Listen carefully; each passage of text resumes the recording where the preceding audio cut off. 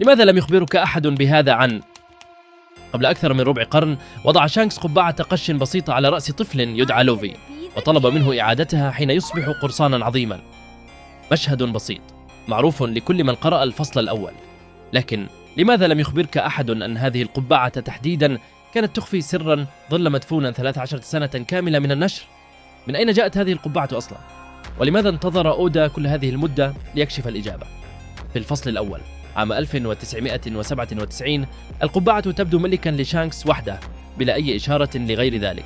جيل كامل من القراء تابعوا القصة معتقدا أنها تبدأ من هذه اللحظة بالذات. لم تكشف الحقيقة إلا بعد 13 سنة.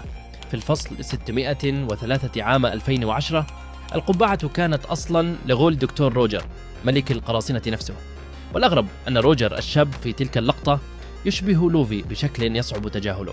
المجلد 90 يوثق الأمر رسميا بسجل رحلة كامل يربط القبعة من روجر إلى لوفي مباشرة، وكأنها شخصية عاشت القصة كلها معه.